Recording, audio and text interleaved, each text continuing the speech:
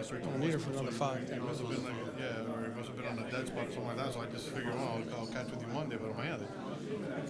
2 days in between, and then a busy day. For the new year. And welcome everybody to MDX. And with that, the meeting is called to order.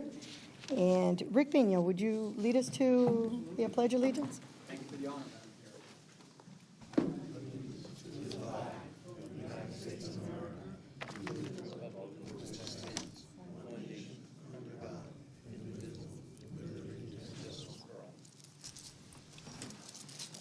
I love it, and justice for all. Mr. Gonzalez, Mr. Holland, Mr. Martinez, Mr. Rodriguez-Peña. Here. Ms. Fano. Here. Mr. Vasquez, Ms. Weinberg, Secretary Pago. Here. Treasurer Fernandez-Guzman. Here. Vice Chair Ferre, Chair Gutierrez. Here. We have a quorum. Excellent. And we move forward with, we're going to set the agenda. Are there any changes to the agenda? Any movements to the agenda? Move that None? the agenda be accepted. Second. All right. All those in favor? Aye. The agenda is set as is.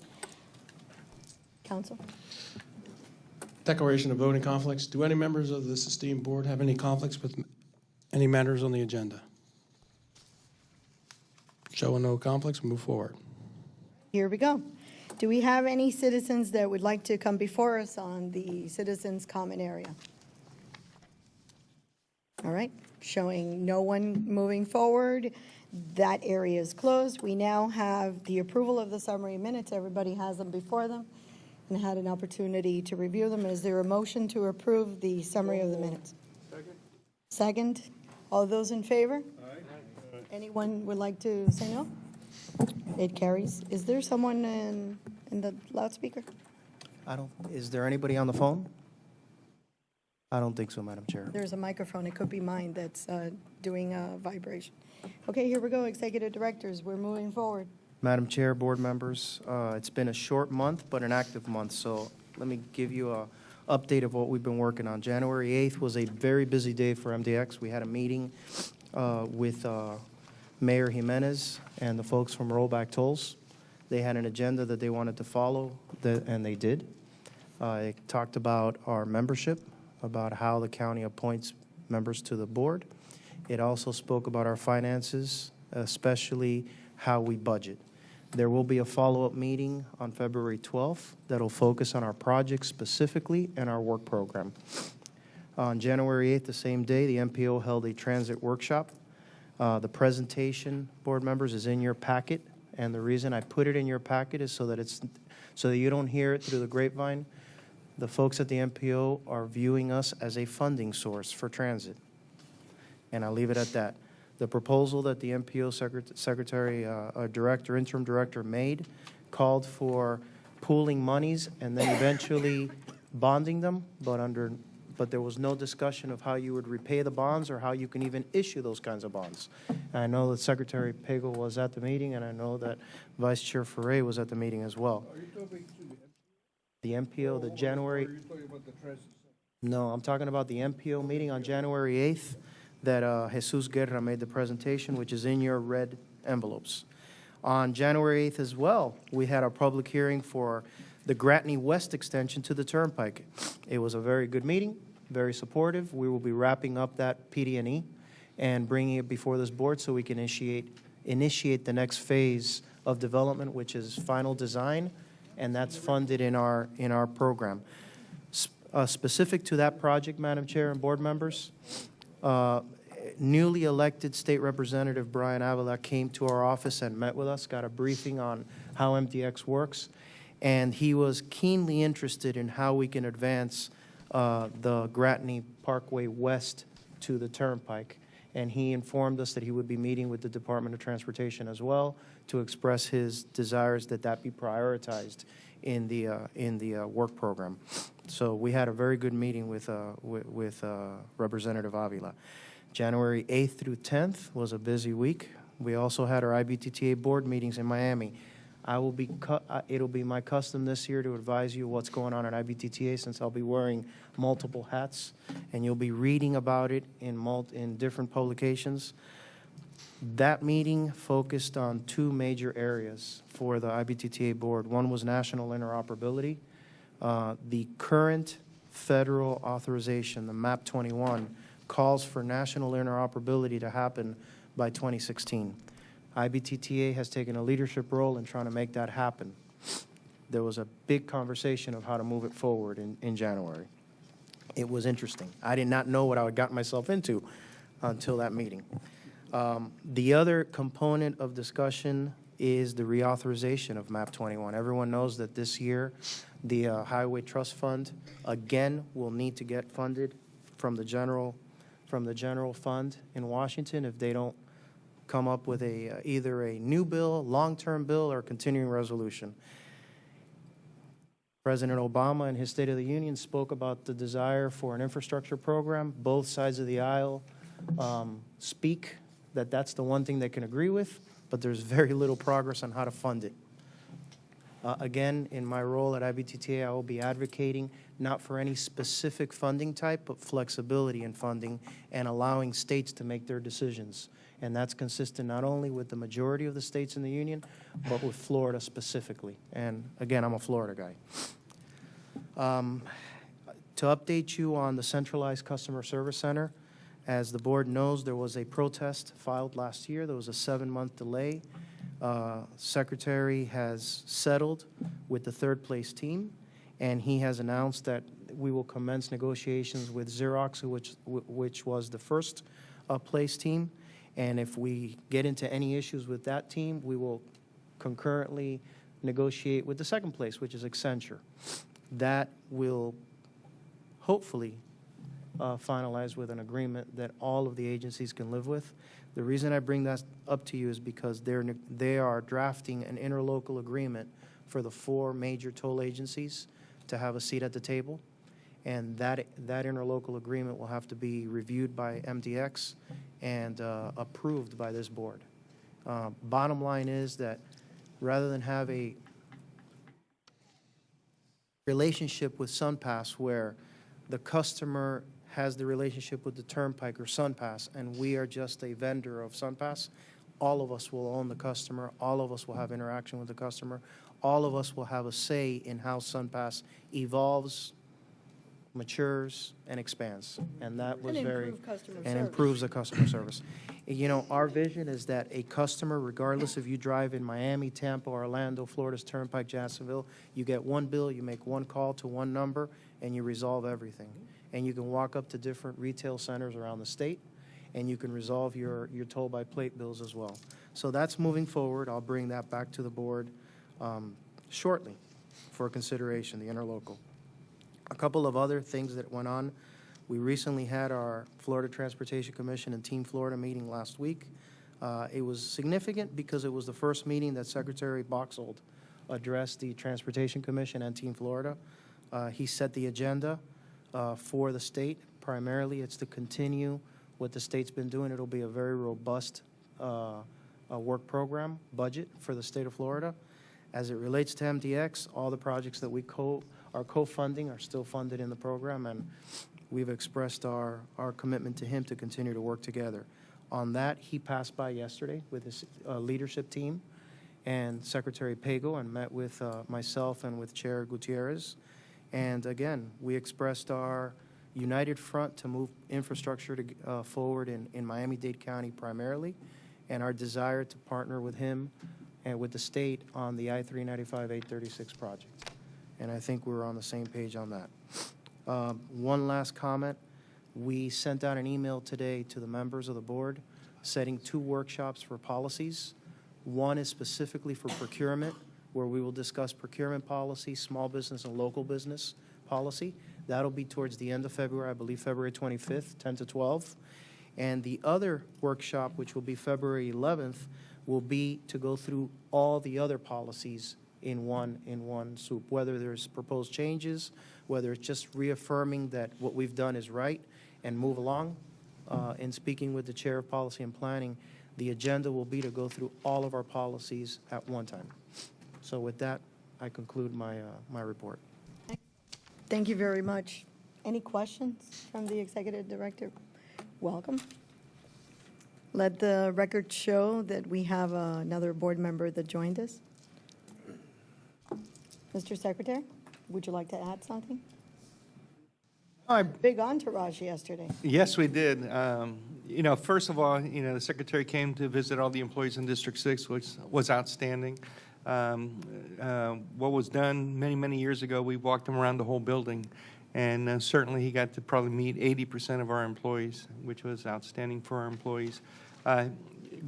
He's going to continue, as Javier said, a lot of the great things we're doing and continue to focus on squeezing as much out as we can out of that machine and get more improvements for all of us as the public. So continue positive things. We see great things happening, and we continue great things in partnership with not only MDX, but all the other local governments. So good Well, stuff.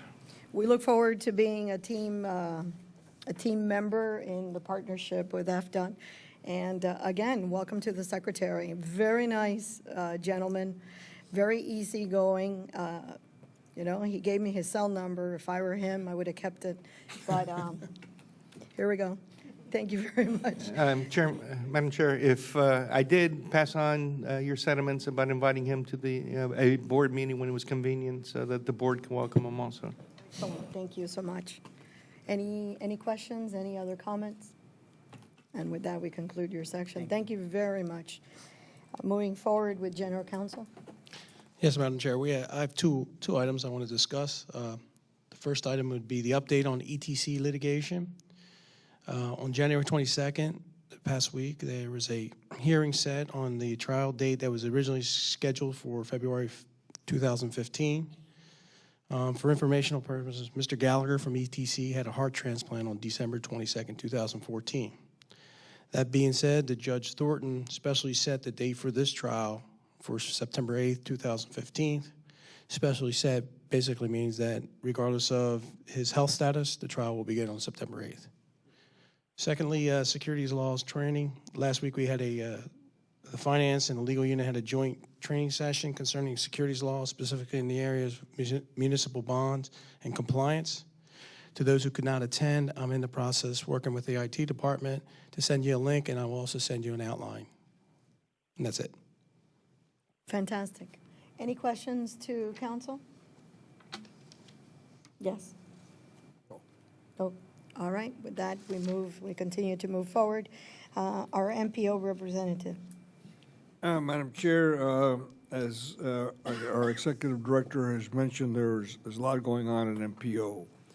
The single most important thing is the recruitment process of a new MPO executive director. Chair Sosa appointed a committee which will be meeting next week. It's important that through you we keep an eye on that. So I think it's important that someone from MDX be present at the Sunshine meeting to see what direction this thing is going to take. Obviously, it'll affect MDX in the future. Secondly, there was a transit workshop agenda. As your representative, I also voiced the same thing that the executive director did, and that is that MDX's toll monies cannot be used for operating any transit systems. That was against the agreement that we had with our bonds, that it would be illegal and it would be a breach, but that we were team players, that we had cooperated with the airport in building Central Boulevard. I repeated the 826 joint venture where we had done a lot of things with the Department of Transportation, and that we certainly have an interest in being of help as long as it is within the purview of what MDX officially does and is in agreement with the policy as set by the Board of Directors of MDX. The issue of these corridors keeps coming up, and you will notice in the newspapers and the Herald and others that there's a recurring theme pushed by several members of the Board of County Commissioners, therefore the MPO, that we specifically choose 3 corridors in which bus rapid transit will be advanced. There's confusion between bus rapid transit and urban express buses. And that needs to be continually brought up and clarified and modified. The discussion on the issue of the east-west corridor, Commissioner Pepe Diaz is insistent that besides Flagler Street being looked at, that 836 will be also included. There was a statement made that 836 was already a done deal, therefore it was not one of the 3 corridors. I corrected that. I said, no, it's not really a done deal, and 836 has to be kept open as a discussion item as opposed to the Flagler Street BRT. But ours is not a BRT, really. It could be an express bus system, but that's something that we're far away from because MDX has not taken any official position on that, nor has the Miami-Dade County Transit Organization. But we really need to be very vigilant because at the CITT Transportation Summit last Thursday, where again our executive director spoke very eloquently and representatives, as he always does, with great ability. The theme is rampant in the idea that transit. We don't need any more roads. We don't need any more highways. We need to build our transit system. So I don't know what's up, but something is up, and we need to be very vigilant. Madam Chair, if I may, because I didn't mention that because I knew that Vice Chair Ferrer would speak to it. There's a notion that MDX can solve all of transit's issues by just taking some of the MDX revenue and putting it in transit. There are many case studies around the country that once you start down that path, you've got to be willing to raise toll rates significant to keep supporting transit. So, Excuse me, the interruption. The big news in New York is that now to get into New York, it's going up to $20. yeah. No, And it's all going into the transit system in New York. So my point is, if we're having issues by closing our system at 70 cents per location, can you imagine what this community would think if those tolls would have to be increased system-wide to support, transit? With that said, we should never lose the aspiration of having countywide transit or transit where it makes sense. The question is, how do you get there? And how can you better use your corridors, like DOT is doing with managed lanes and what we're doing, to get us there instead of just talking about it? And that was my theme. The other thing is I'm very thrilled that we bring people from other parts of the country to give us their examples, like Mr. Washington from Denver, Philip Washington, which is phenomenal. The project in Denver, Union Station, RTD, is phenomenal. But as I mentioned to the audience, and Secretary Payo can back me up on this, pretty much all of their innovative ideas have been used in Miami for many, many, many years, and were taken from the Miami Intermodal Center and from our design-build programs in Florida. So the grass isn't always greener on the other side. I think the bottom line is we all need to get on the same page and move a project forward. That's really what it comes down to. So I have a question for you about that Denver project. Have they started the project? Because they got plenty of money. Absolutely. The project started 5 years ago, and it is moving like crazy. It is Moving crazy. forward, yes. And they Union got Station money? is a model. About 50% of the money is government loans. The other 50% is a mix of funding situations. They actually created an authority that would be the conduit to sign off. A multimodal authority that would be a conduit to multi-agency, multi-area. sign TIFIA loans, to sign private activity bonds. So they took a lot of that. And I remember speaking to the chairperson of the Denver Union Station about 4.5, 5 years ago and said, if there was an authority like yours in Denver, we wouldn't have created a new authority. That would have been a conduit. So we've had those conversations, and I think Mr. Washington's biggest point was if you promise something, deliver it. And I think that was the message that he was trying to convey, and And we wholeheartedly agree with him. Madam Chair, if I may, just on that. One of the important things that really keeps coming out, and it came out with Mr. Philip Washington, the Executive Director of the Denver Area Transit Project, and it also came out in the Washington, D.C. Purple Line that is being built.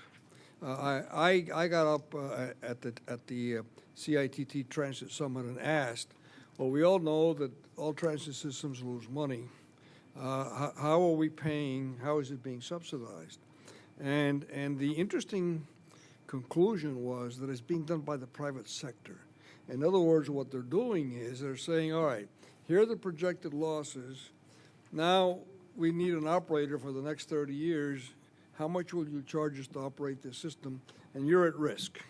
So you do the numbers. And strangely enough, they've been able to get consortiums to come in using the transit loss as a built-in, take the risk on that, a limited risk, and move forward. But we're talking about projects, the Purple Line in Washington, I asked what the total budget was, and it was $2.6 billion. So these are not small projects. Well, moving forward, there's a good segue that our next conversation is the treasurer's report. And of course, we can always ask the treasurer and our executive director, do we have any unfunded projects? Because I think we do, and it's a scary tone. Well, not only do we have unfunded projects, we have a lot of vision for the future of MDX that requires us to keep our eye on our ball and not allow others to play with it.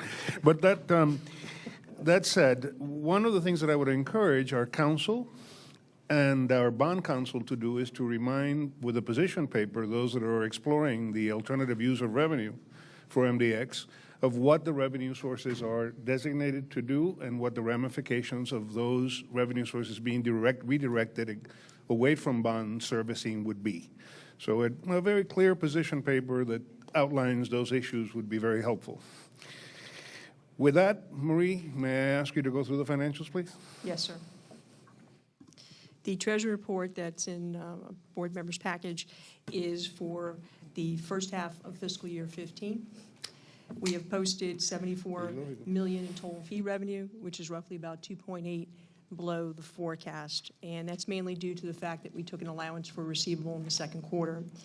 Investment income is down about $200,000 from the forecast as well, and that's mainly due to market volatility. So overall revenue is down $3 million for the first half of the fiscal year of 15. On the expense side, on operations, there's really nothing really that stands out.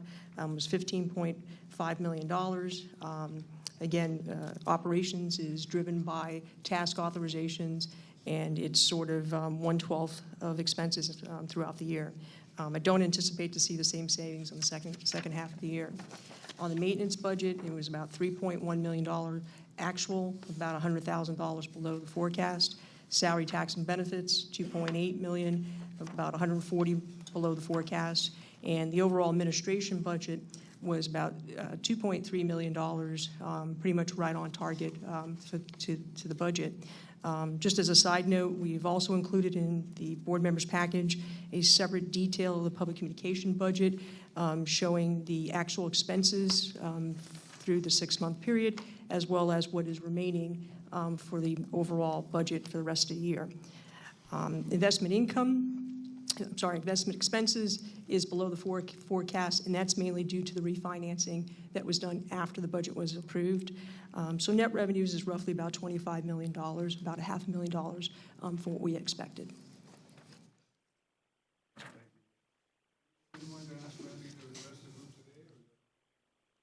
If you would like, I believe he is available. On the issue of one of the things, Madam Chair, that we need to continue, and I know we're keeping Marie extremely busy with these projects, but we need to continue to keep an eye on is the possibility of refinancing some of our debt as well as issuing some new debt because of the conditions in the market. So if Randy just can give us an update of what we're working on and what we're looking at, that would be appreciated. Randy Topol, First Southwest. We're right now looking at potential bond issues due to the economic conditions have pulled down the interest rates significantly on the long end of the curve. Bonds that we looked at back in October for our last refunding that weren't economical at that time have since become economical. It's roughly $100 million that's outstanding that we could refund for savings. The savings is close to 10% right now. So we're talking about another significant amount. And we're looking at this in a proactive way from a standpoint where we're not just taking uniform savings top to bottom. We're looking at it like we did our last bond issue, to where we can pay it off faster and reduce the interest cost significantly without having a negative impact on our current capital plan. And that's the number one. We'll have some savings in the early years. It's not very much per year, $100,000, couple $100,000 per year, but the real savings will come on the back end where we're paying off the debt close to 5 years early. So this is just information for the board to understand that we're continuing to keep an eye on those conditions, and if they are favorable, we will move in the direction to pull the trigger when the timing is right. And I know Marie and Randy are on it, so just a constant reminder that opportunity only comes to those who are prepared for it, right? Thank you. Maria, anything else you'd like to add? We did, as I mentioned rather quickly, we did include a second report on the public communications budget, and Mario's here to address it. It's in the back of the package. If there's any questions on that item. Board members, attached to your packet, as Marie stated, are highlighted activities from the public communications since the last board meeting. If there's anything in addition that you'd like to see, or if there's a different format, please let me know, and I'll be happy to change it as requested. I would like to compliment you on what has been done, and I also would like to compliment you on keeping us very well informed of what other articles are appearing concerning transportation and anything related to MDX. That gives us the ability to frame some of the issues and place some of the issues in better perspective. So I, for one, as a board member, would like to thank you for a fine job. It's very, very, very important. Chair? Yes. I think it fits the question in the treasurer's report because of our financing. I think it's good to put on the record, because a lot of our people on the radio talk shows are saying that there's a massive abandonment of MDX's toll roads because of the increase in tolls. And I'd like to, on the record, ask from the people who have the exact figures whether that's a trend or that's the case. If not, is it too early, I know, to tell, but I mean, we're a couple of months into it. Where are we on that? From what we see on the second quarter when we went live, the traffic is performing as projected. The decrease in our revenue is mainly due to the allowance we took for the receivables. So there is no indication that the increased tolls have in any way reduced the usage of our facilities? Not based upon our forecast. Thank you.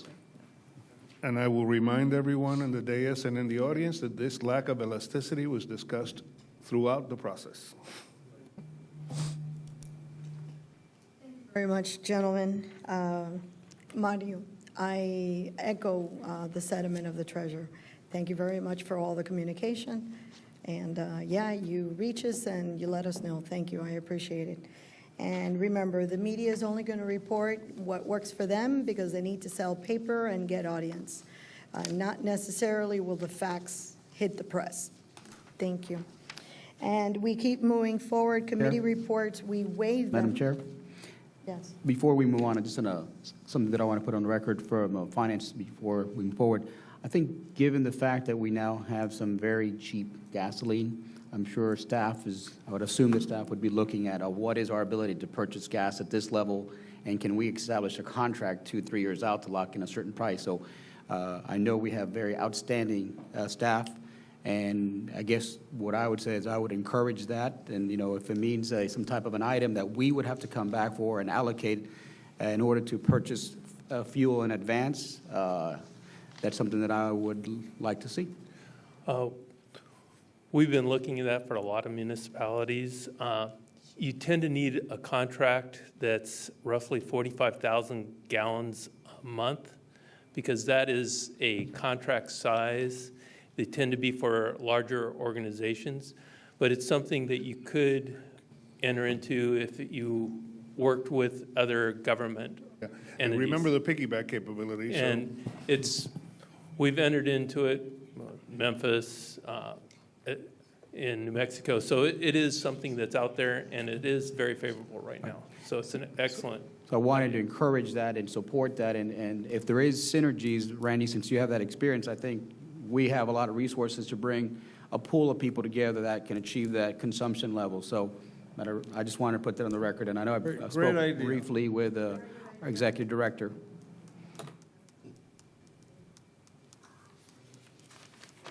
Very good. We move forward with the consent agenda. Yeah, Madam Chair, before we move forward, I'd like to query Mr. Martinez and Mr. Vasquez if they have any conflicts with this agenda. Conflict, says Martinez. Conflicts. No conflicts. I will move forward. Agenda item A, travel approval, January 29, 2015, trip to Tallahassee, Florida by Executive Director Rodriguez to attend the Florida Chamber of Commerce 2015 Transportation Summit. Motion to approve? Is there a second? Anyone would like to be added to this travel? No? Just a question. Motion second. All those in favor? Aye. Anyone against? Motion carries. We move on to the regular agenda. Agenda item A, MDX procurement contract number RFQ-15-03. MDX work program number 87410.050. Construction, engineering, and inspection services for the design build project of State Road 874 ramp connector to Southwest 128th Street, endorsed by the Operations Committee on January 20, 2015. Approval of Technical Evaluation Committee's recommendation to select number one ranked proposer, Parsons Brinckerhoff, Inc., and direct staff to negotiate and enter into a contract for a not-to-exceed contract amount of $5,600,000. Good. Is there a motion? Now open for discussion, and I turn it over to Helen. Excuse me. Thank you, ma'am. With MDX received 4 proposals in response to the RFQ from A Square Group, American Engineering Group, SEMA Engineering Corporation, and Parsons Brinckerhoff. All 4 proposals were deemed responsive. The Technical Evaluation Committee met on January 16 to evaluate and score the proposals. And based on those evaluations, Parsons Brinckerhoff was the number one ranked proposer. This contract has a 15% small business participation as well as a 15% local business participation. The contract term is it's concurrent with the design build project, which right now is estimated at 3 years. Contingent to the approval of this item by the board, staff will negotiate a contract within the engineer's estimate of $5,600,000. Unless we are not able to negotiate a contract within that dollar amount, this item will be, the executive director will execute the contract and we will move forward with it. Would you like to add something to that? If we can't reach that, if the negotiated contract exceeds, we'll bring it back through committee and through this board for approval. I'm pretty comfortable that we'll be able to do it within the engineer's estimate. Very good. This would be the first contract that we award Actually, this year? Madam Chair, this is the second CEI contract that we award.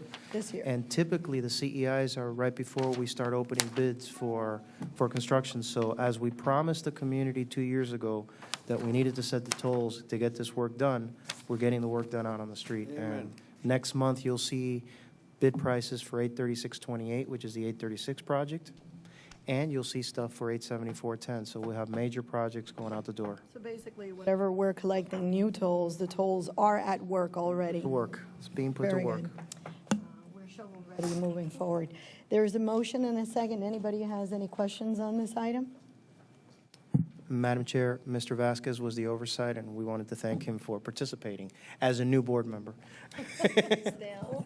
Oops, wait, that line. You said that it was over. Would you like to introduce it as a new board member? I'm sorry, what was that? I was the first time that I have been in an oversight capacity, and I was very impressed, not only with staff, but how the Technical Evaluation Committee was very thorough in, in their review of this project, looking at, the staffing of the project by the companies and their knowledge of these types of jobs, as well as, the quality assurance programs that they have in place. So Staff is good, huh? They don't just glossy that was through. very good. I'd like to also add that the difference in points between the winner, 274, and the others at 269, 257, and 259 are very close, and I think that shows thoroughness on our part. It was good competition. Very smart companies trying to get some business. Okay, we have a motion, a second. All those in favor? Aye. Anyone against? Motion carries. Agenda item B, MDX procurement contract number RFQ-14-06, Municipal Financial Advisory Services, endorsed by the Budget and Finance Committee on January 21st, 2015. Approval of a negotiated contract with First Southwest Company. Very good. We have a motion. Second. Turning it over to Helen. Thank you, ma'am. On December 9th, of 2014, this board approved the selection of First Southwest and directed staff to negotiate compensation with them. Staff negotiated fair and comparable contract rates with minimal to no increases from the contract that was negotiated back in 2009. This contract term is for 3 years with renew options of 2 additional years, and the services are authorized through the issuance of task authorization as needed. Excellent. They've been doing a great job, so it's a good thing. Treasurer, would you like to add?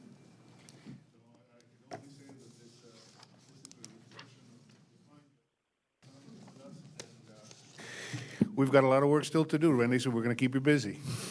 That's right. Questions from the board? There's a motion, there's a second. All those in favor? Aye. If anybody would like to be recorded as a no, the motion carries. Item C. Agenda item C, approval of the Executive Director's new employment agreement.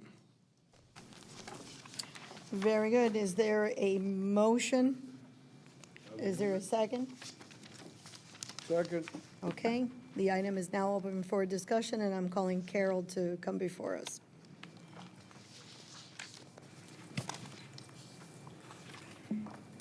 Thank you, Madam Chair.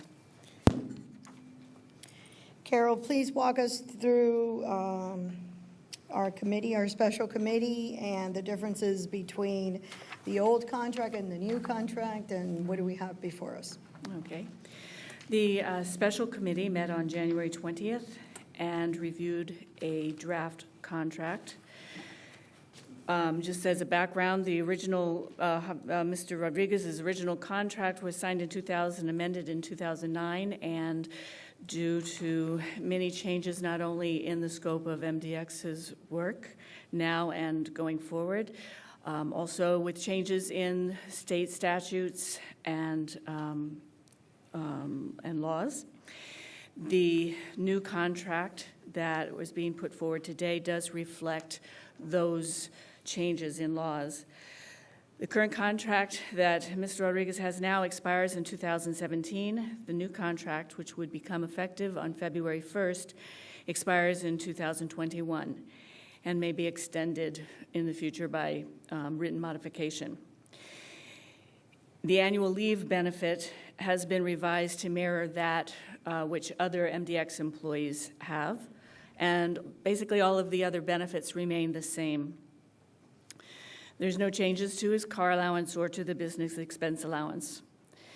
The new contract does include a signing bonus, which must be repaid on a pro rata basis if Mr. Rodriguez resigns or is terminated for cause in the first 2 years.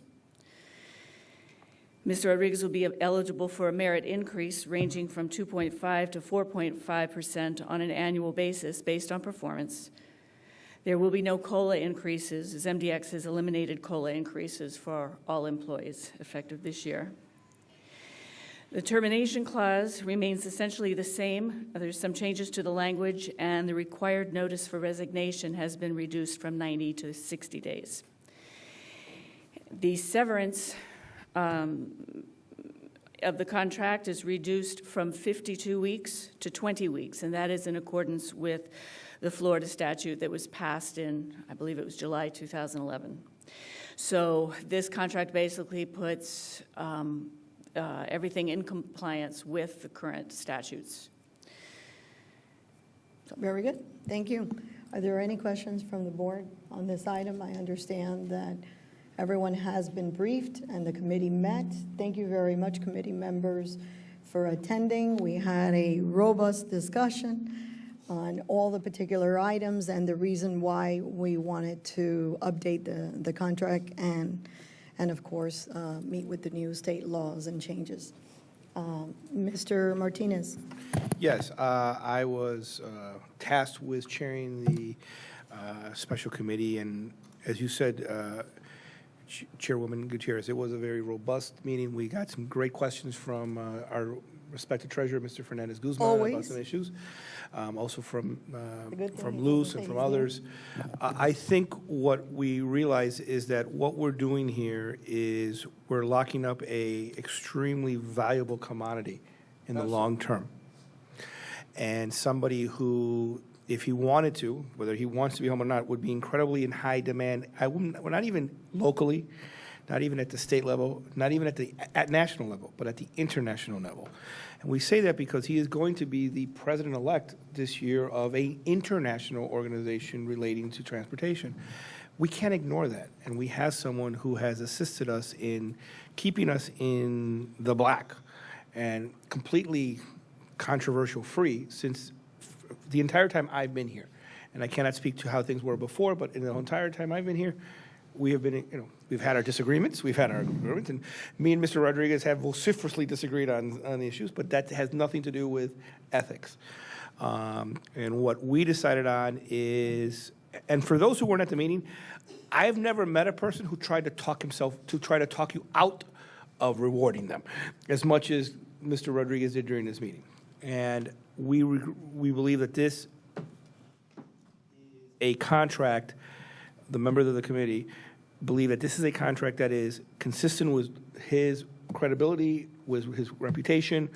It's consistent with what individuals in his position are being paid for locations the same size as ours, and in some places even smaller, that are being paid at the same level. So that we were very comfortable with all aspects of what we believe is an appropriate contract. And I welcome any of the members of the special committee, if they want to echo or disagree with anything I said, please feel free to do that. And we strongly, it was a unanimous vote, strongly recommend that this be approved by the board at this time. Thank you.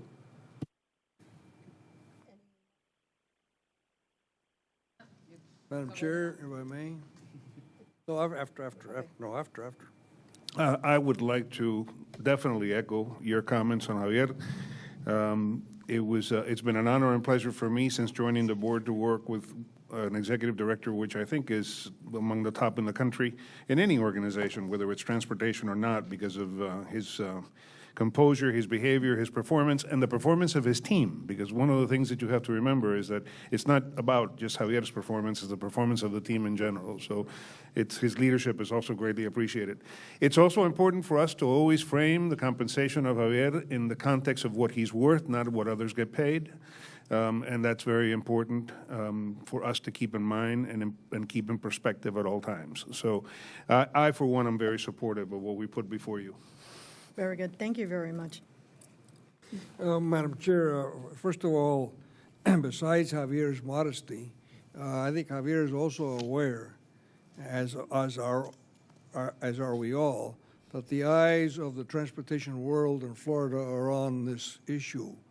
Not only at the governor's office, but in the legislature and elsewhere. And so I really commend both Javier and especially you, Madam Chair, for your persistence in this matter and for your sense of fairness and logic in pursuing a matter which did need attention. And due to your fortitude, this has come about. So kudos to all of the board, all of the committee, and especially to you for what you have now accomplished. Thank you. Well, I did not have the opportunity to be on the committee. I obviously have great respect for the committee members, and I want to commend them for their hard work. I had an opportunity to discuss the contract with our attorney, Mr. Saldivar, and he answered all my questions, and the stuff that after we got through the items that were technical and review, I said one of the main reasons I'm here as a volunteer that dedicates a lot of efforts and resources is because of Javier and the staff that he has. And I clearly think that this is a great opportunity, as Mr. Martinez says, to secure a very valuable asset, and it's a very prudent move for us, and I really think we're getting a bargain. So, Good? Yes. Minor correction, you're not president-elect anymore, right? He is the president. He is now president of President. IBBTTA, and if I may just add, since you mentioned the international recognition, I've now attended 2 of the IBTTA conferences and have made many contacts all over the world. There isn't a person I meet in the industry we're all in because of this board that A, doesn't know Javier, B, doesn't have raving reviews to tell me about Javier, knows MDX and knows how we operate, and I'm talking about people from all over the world, and I think that really has elevated our agency to a place no one has ever taken it before, and perhaps never will. So thank you, Madam Chair, for assigning me to the committee. I think indeed it was an incredibly robust conversation, very fun, and like Louis mentioned, it's tough to negotiate with someone who doesn't want to have you reward him what he deserves. And I know he's sitting there right now slicing his veins and fixing his collar, if you've noticed him, because it's tough for people like Javier to even be praised because they just do what needs doing. So it's really an honor to serve and work with Javier and the team, which are, of course, a reflection of his leadership. He picked the right people, and they all work very well together. I feel very comfortable with everybody in this building. Very good. Member All right, Brown. enough happy stuff. Let me at least throw a wrinkle into this. of course. You know, I'm a grouch of the board. yeah. What is this? You know, having a first name of Javier when you're at an IBTTA conference is not a fun thing. I would run into people, and I would tell them my name is Javier, and when they would know that my last name wasn't Rodriguez, it was almost like, no, it's not. It wasn't the celebrity Javier, so, you know, I want to bring him down to earth, and Javi knows that we love him and that he's doing a great job, so just wanted to throw a little wrinkle into that. That's funny. So I'm not sure it was bad news for him, but bad news for you. So, Ms. Chair. He's still in there. The wrinkles So, here. Ms. Chair, unless there's any other comments, I'd like to move that the recommendation of the committee. It's already been moved. Oh, I and missed that second. part. I'm just ready to call. If Call the there's vote. no more comments, I'm calling the I'm question. Is there a motion to approve? Without me. There is approve. All those in favor? Aye. Anyone against? It carries unanimously. Congratulations to you. We just threw away the key. Thank you. I'm not going to say anything else. I spoke my mind at the committee meeting. Thank you. Very good. We're going to turn it over to you now for information and items. Well, thank you, Madam Chair. And the informational items are in your report. We did include the communications report. We took like Mario said, we took a stab at trying to present it in a way that made sense. Any comments, any suggestions, please let us know so we can modify this as we move forward. The only thing on the communications report, Javier, is that I would like Mario to have, if at all possible, a concept of reach and frequency or reach of the actual items Different that items. we've invested in, right? So Right. if we can get impressions somewhere in there, I would really, really appreciate it. So a performance on what it did. Yep. And so when you go in and you do a new buy, you already request that.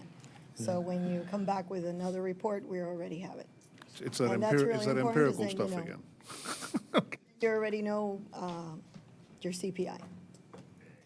Excellent. I wanted to talk about a little thing in my chairman's comment. There's a lot of work that gets done at MDX that you don't see at the board level. There's a lot of work that gets done in the committee, so it's very important. And I have to thank our committee members that show up and pay their dues and working so hard and pushing the envelope and being innovative and everything. There's a couple of workshops that are coming up that are extremely important because it's how we move MDX forward. There's the policy, we always have to revisit the policy and shape it and form it so it doesn't hamper MDX, it allows it to grow, so moving it forward. Also, we have a strategic plan that started last year that we're now at midpoint, so sometime in March, we will have a workshop of the whole, so all the members are involved and we get to see it. Ajamil has been working diligently since he last met with all of us on putting it together. I challenged him with bring back a document as if it was your last document that you would ever author. So he is challenged with coming back with something really to shine. We are not trying to push it fast because when you talk about a strategic plan, you talk about the future. The future has to be looked at, shape and mold, and consideration has to be given to this town, the people of this community, the leaders of this community, and how our strategic plan will embrace them, include them, and voice what they feel should be done. We, of course, have to be mindful first of our house. And when I say our house, I mean our 5 expressways. So when you see the strategic plan, you got to consider first, number one, have we done justice to our house, which is MDX? That's what the tolls are there for. Secondly, how do we look to improve this community to continue the growth and access of mobility in an overall? So that's where we are. So please don't get antsy. But when you hear of the meeting, please make sure you do attend because the chairs are still standing. So Rick, you're no longer authorized to use the word I'm new because you're not new, not for that dais.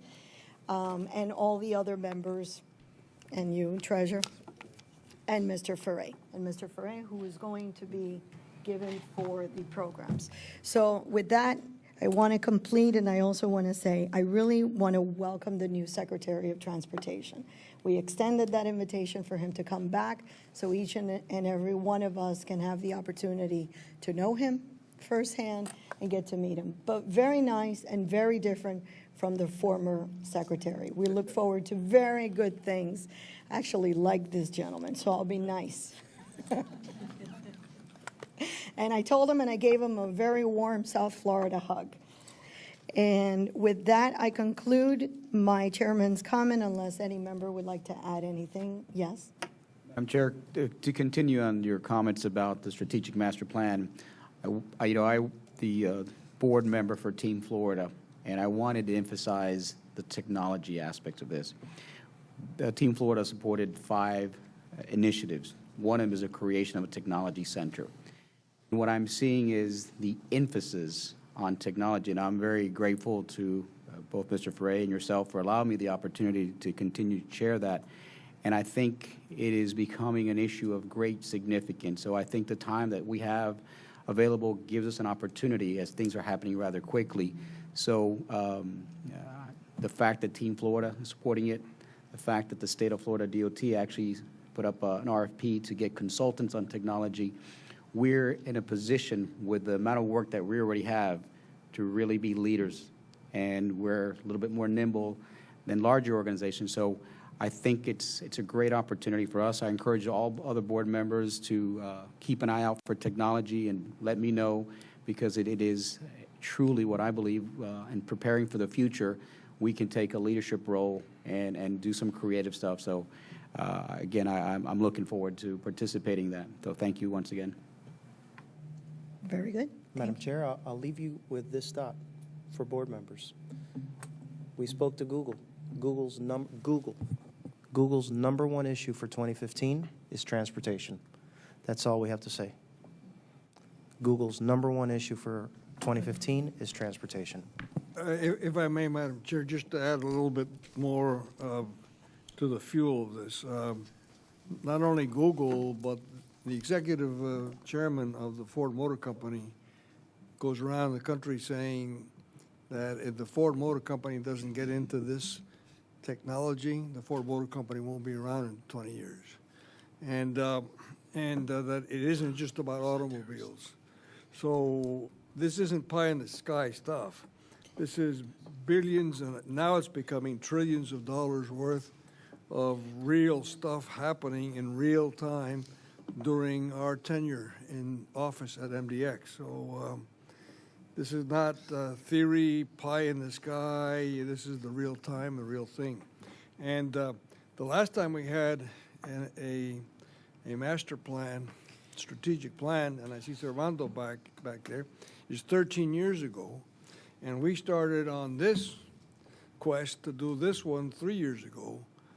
So we're getting to a halfway point, 2.5 years into it, which is great, and I hope that under your leadership we will continue to do that. And we will come back with a document that will be impressive, can receive the test of time. That's the way we're going to go about it. And with that, I'd like to entertain a motion to adjourn. What time is our operations? 10 a.m.? 10 o'clock?